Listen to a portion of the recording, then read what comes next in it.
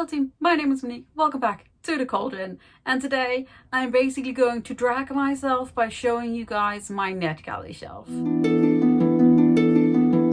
case you didn't know, this is Book Reviews, my channel, and in case you are new to the book fan atmosphere, the booktube and book blogger like general surroundings, and you've never heard of Netgalley before, let me explain it to you real quick.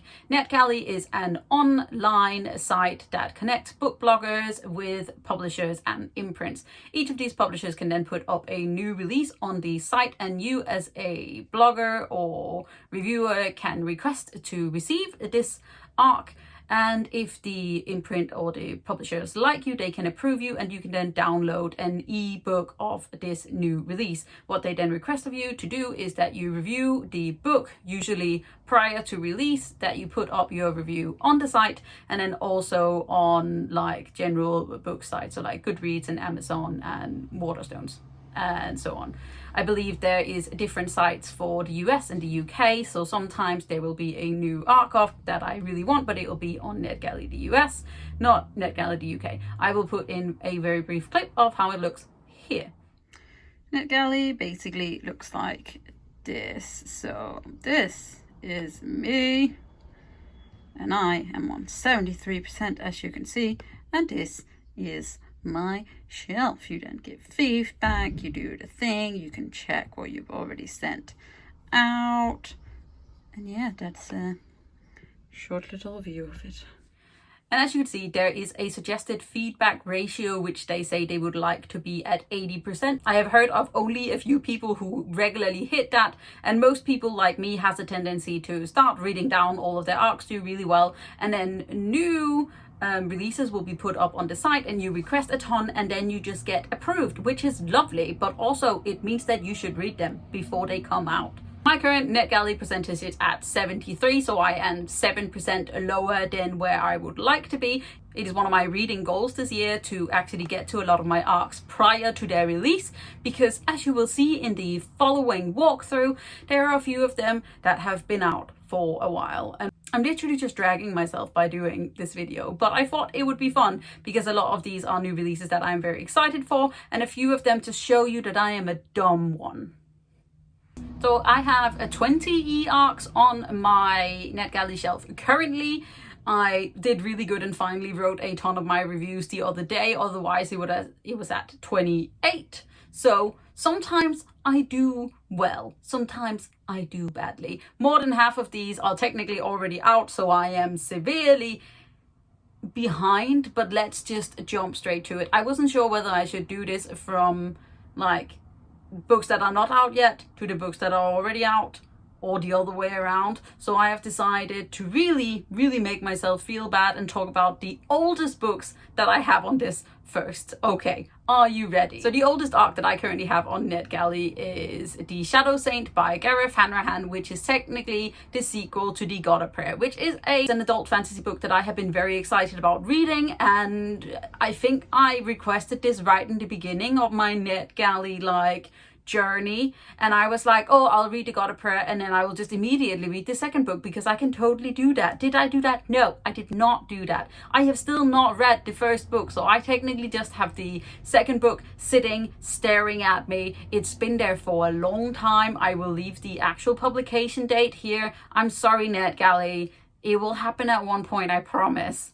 The second to last oldest book that I currently have on this shelf is The Story of Silence by Alex Myers, which came out in June last year. I believe it is a historical fantasy. I think there is some queer rep in it. I don't actually know that well what this book is about, so I feel like I should just check. Let's see. A knightly fairy tale of royalty and dragons, of midwives with secrets and dashing strangers in dark inns, inspired by the original French legend. The Story of Silence is a rich new story for today's world, sure to delight fans of Uprooted and The Bear and the Nightingale. So basically, it sounded really like something I desperately wanted to read. I also still do, but it just keeps getting pushed back because I'm like, well, I already went over the deadline. There's no reason to go back now. So like, read your other books before and then come back to this. So one day I will do it, maybe. Then we have a book from August 2020, and this is Sucker Punch by Laurel K. Hamilton. You may have heard me talk about this series before. This is the 26th book, I think, in the Anita Blake series, which is an urban fantasy novel where we follow Anita Blake, who is a vampire hunter. And in these books, there's sort of like crime solving, thrillery, but also lots of sex and lots of shifter vampire stuff. I love it very much. It's one of those that I am just very attached to, and I was like, oh, I'll read this. It will be a quick little read. And then I never got around to it, which is something you're going to hear me say continuously. Next up, I then got approved for The Mermaid, the Witch and the Sea, which came out in September last year. This is a queer love story with pirates. I believe that we are following a non-binary character as well. And basically, I just really desperately want to read it, and I don't know why it's still just staring at me, but it is. And I feel bad, but I've heard very good things about it. Also by Maki Tokita Hall, which I don't think I said when I mentioned it, but yeah, just continuation of things that I would like to read and I do not do. Another book for September last year I also got approved for was To Sleep in a Sea of Stars by Christopher Paolini. Christopher Paolini wrote the Inheritance Cycle, which starts with Aragon, which is a classic hero fantasy. This, however, is an absolute beast of a sci-fi. I believe that we are following a young woman who wakes up several hundred years after everyone else and is sort of believed to be a bit goddessy, maybe. Am I putting this together with another book? I believe there's a girl and there's magic in sci-fi. It's also just so big that I'm scared because I love ebooks, but sometimes they're just too long to read in ebook format, so part of me just wants to buy it, but it's so fat. I've heard it's good though, so maybe one day. Next up, we have the sequel to The Rage of Dragons by Evan Winters, which is The Fires of Vengeance. I was actually approved for this one before I'd even read the first one. Now I actually have read the first one after I bought it in paperback. Now I will most likely buy the second one in paperback as well, and then I will maybe read it. This is an African inspired military fantasy. It is very big on like conquering and fighting, and our main character Tao is a dumbass. I love him a lot. It does, however, not have a whole lot of female characters, which I'm hoping will be sort of made up for in the second book. So I'm actually very excited about reading this one. I just need to do it. Now we are moving into books that came out in 2021, and I tried real hard. I actually started the first book that came out in January, The Mask of Mirrors by M.A. Carrick. I actually started reading this one and just couldn't get into it. I, however, decided not to properly DNF it, but just to sort of put it aside because I did enjoy it. I was just not mentally prepared to sort of go into this deep dive thieves and magic's intense fantasy. It's sort of inspired by Venice, I think, and it is queer normative, so I'm excited about that, and I will pick it up again. It just didn't happen right now. It's also a big one. It's fat and paperback. Then we have a book that I actually have in hardback from Illumicrate. It is A Dark and Hollow Star by Ashley Shuttleworth, which is actually on my TBR and has been on my TBR for quite a few months, and I will get to it. It is an urban fantasy that is sort of set in nowadays Toronto. I believe that we have a full cast of queer characters. I've only heard amazing things about it, and I promise you that I will read it next month. Maybe. Then I got approved for We Free the Stars by Hafsa Faisal after it had already come out, so I don't feel as bad about it. This is the sequel to We Hunt the Flame, which is an Arabian-inspired fantasy duology. It is supremely beautifully written. I already have it in hardback. I am going to read it. It was meant to be read this month, and then it didn't happen. I swapped it out for something else, so maybe in soon.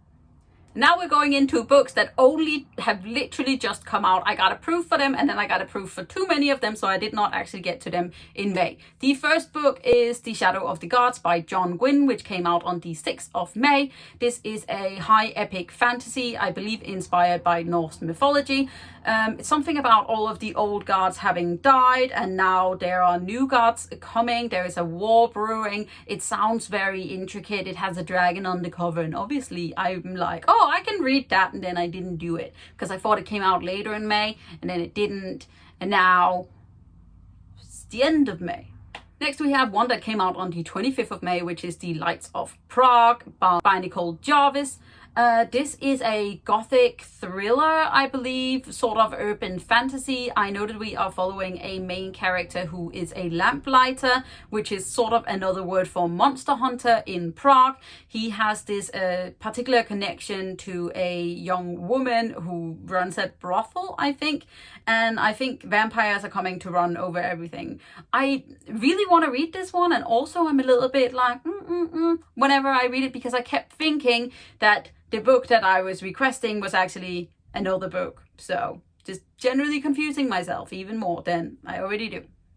Next we have a book that actually came out yesterday, and that is Hani and Ishu's Guide to Fake Dating by Adiba Jagida, which is a contemporary queer sapphic love story where we are following two young girls who sort of come together and pretend to date to sort of make themselves better. One of them does it for popularity, the other one does it to prove to her friends that she is bisexual. However, real feelings sort of start rolling. I absolutely adore The Henna Wars by Adiba Jagida, which I read last year. It is really soft, really cute. Apparently I only like contemporary when it is sweet and sapphic, but I'm very excited about getting to this one, hopefully very early on next month. And now we have books that have not come out yet, and so I do not actually have to flog myself with my feeling badness, but let's just talk about them.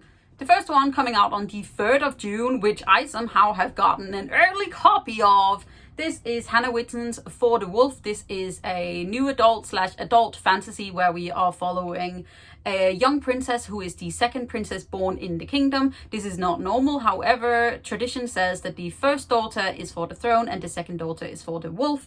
And so our main character gets sent into this forbidden forest where she is meant to sacrifice herself, which she is actually willing to do because she has a dark magic brewing in herself that she wishes would just simply go away. However, things are not quite what they seem, and she may actually end up having to help the wolf set the world to right. And I am so excited about this one. It's so beautiful, it's so pretty. Orbit was meant to send me an actual proof of it. It's okay, one day I will get you to love me.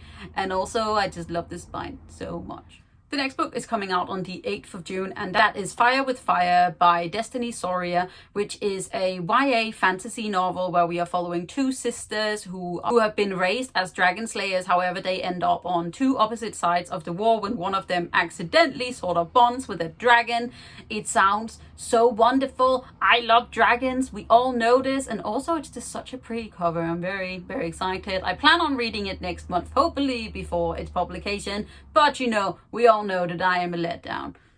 Next up is one of my most anticipated releases of the year, and that is The Jasmine Throne by Tasha Suri, which comes out on the 10th of June. I am currently reading this, which means that it will actually be read before its publication. Will I write the review before it comes out though? No one knows. This is an adult fantasy novel, and in it we are following this disgraced princess who is trying desperately to take down her brother, who is currently the emperor. And we are following also a young maidservant who is hiding her true nature. However, these two get irreparably tangled with each other in more ways than one, and they may set an entire empire aflame, and it just is so good. I'm only 15% in. I am crazy about it. I love it very much. This one will be read prior to. Also queerness all over the place. Enemies to lovers, sort of, weirdness, so good. Next up, coming out on the 8th of July, is Six Crimson Cranes by Elizabeth Lim, which is a retelling / reimagining of The Wild Swans by H.C. Andersen. The Wild Swan is one of, if not my actual favorite fairy tale of all time. This one is retold with a Chinese mythology like perspective. I believe that there are dragons, there are wild cranes instead of swans, there is a princess. I really enjoyed Spin the Dawn, which was Elizabeth Lim's debut novel. It did let me down a little bit at the end, so I'm really hoping that this one will just, you know, take the prize. Also, I love both the UK cover, but I love the US cover just a little bit more because the UK cover is just a little bit more like, it feels a little bit more middle grade, but still very pretty. The next book coming out on the 22nd of July is Afterlove by Tanya Byrne. This is a, I think, sort of contemporary fantasy but sapphic. Basically, Ash is becoming a Reaper, which means Reaper of the Dead, but she is determined to see her first love one more time. However, the only thing separating them is death. I have heard great things. It's a super cute cover, and I just all of the queer feelings. Another book also coming out on the 22nd of July is She Who Became the Sun by Shelley Parker Chen. This is a reimagining of the Ming Dynasty's rise to power. In this book, we are following a young woman who, as a child, was told with her brother that her brother would rise to fame and fortune and she would become absolutely nothing. However, her brother dies, and so she takes his place in the military to find her true self and her power. I've heard that there is a whole cast of queer characters in this book. I'm very, very excited. I've also heard it's just so good, and it's actually on my TBR for June. So yay, me for vaguely prepping in life.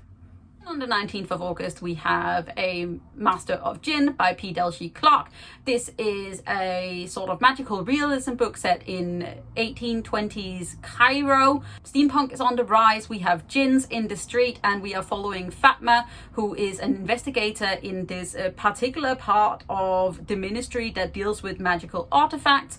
I believe that Fatma is the main character of a few of P. Delshi Clark's short stories as well. And I've just heard amazing things about this one, and I'm very, very, very excited about getting around to it. You know, when I don't have any more to read. Do I ever don't have anything to read? And then last but not least on this, I don't know how long video, is Little Thieves by Margaret Owens, which comes out in October. It is so far ahead. Yes. Do I want to read it immediately? Yes. This is a new fantasy novel that is following this young scrabby maid who may make a bargain with like the trickster god so that she can pretend to be a princess.